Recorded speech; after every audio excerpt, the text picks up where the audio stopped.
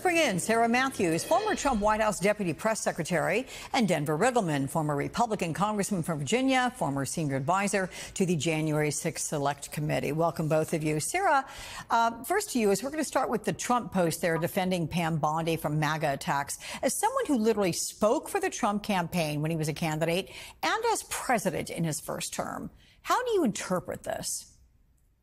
I think he's very frustrated with this news cycle. He does not want us to be talking about Jeffrey Epstein, but obviously his supporters have a right to be upset. This is something that he campaigned on. You had Attorney General Bondi out there saying that she was going to release the list, that the list was on her desk. She handed out these binders to influencers and that said phase 1, implying there would be a phase 2.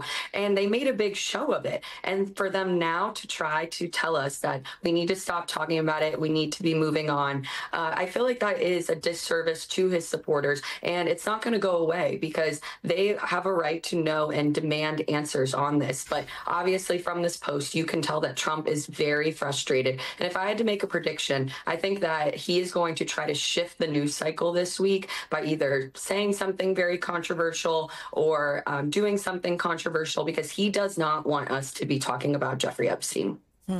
So, Denver, the president appears to be trying to redirect attention to every single boogeyman and conspiracy theorist that he has floated over the years. He also claims the Epstein files were written by the architects of the Russia election interference investigation.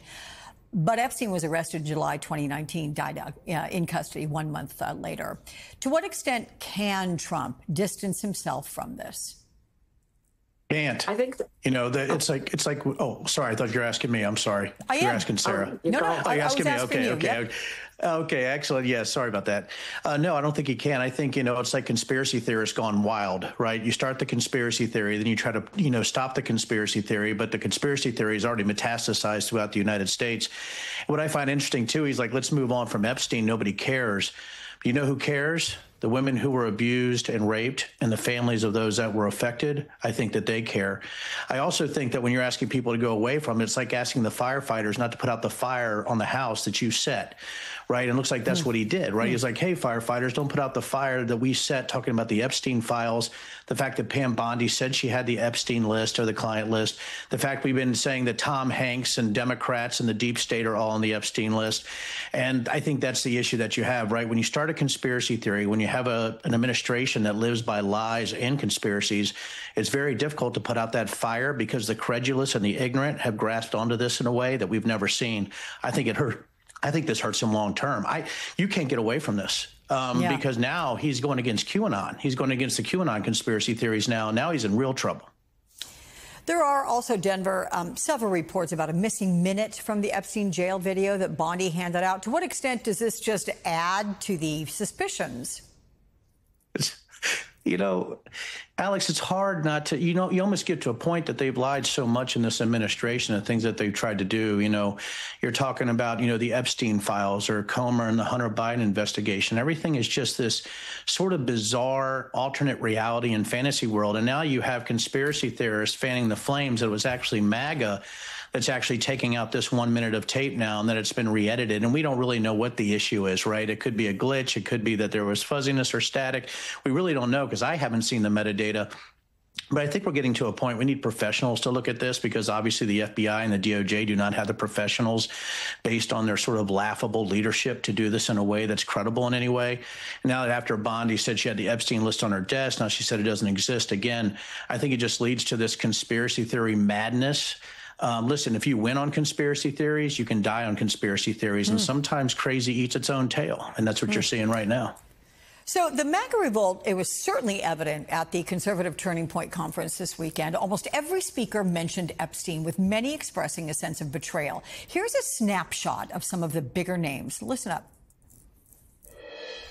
How many of you are not satisfied with the results of the investigation? What I'm getting at is at some point, we want answers at some point. Yeah, answer the questions. That's it. Who went to Epstein Islands? Who specifically went on the plane? Who stayed for more than a night? I don't think they're telling us the truth about Epstein. I think that guy was involved in something nefarious that implicates a whole lot of people. I will not rest until we go full Jan 6 committee on the Jeffrey Epstein files and every single client that was associated with this thing has an FBI agent at their door on their phone going after them the same way they went after the Jan 6ers. Look, Sarah, you've had extensive exposure to Trump's base. I'm going to take it a step further than what you said in your last answer. Do you think Trump is panicked by this reaction from his most loyal supporters? I do think he's panicked. And right now, obviously, we see in his post that he's standing by Attorney General Bondi. But I do think that his supporters are going to expect heads to roll if they're not getting the answers that they need. And so I think right now he's obviously showing some loyalty to her. Who knows how long that will last, but he has been pretty loyal to his cabinet officials like Hegseth when he's come under scrutiny and faced controversies. But obviously he has to be panicking right now. I think him posting that Truth Social post and having the long laundry list of grievances over the years in it, he feels like this is something that is a pile-on effect and adding to those grievances. But the thing is that he campaigned on this. He said that he was going to release the list, and now his supporters are asking him to follow up and follow through. Is this issue, Denver, important enough to the MAGA base to rip that coalition apart? I think in some ways it can be, especially in specific districts that are heavily Republican. I think this is an incredible opportunity to identify the inconsistencies and the conspiratorial nature of the campaign. I think that's why you see Jamie coming out.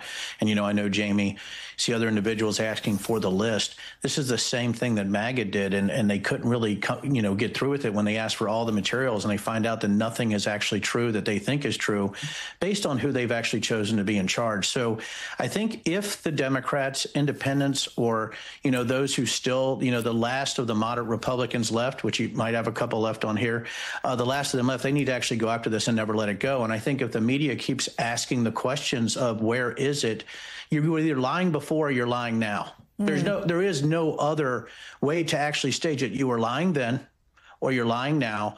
So when were you lying? Go. Yeah. And I think once that question is asked, they just can't, they can never answer it. It's impossible to answer unless they release everything.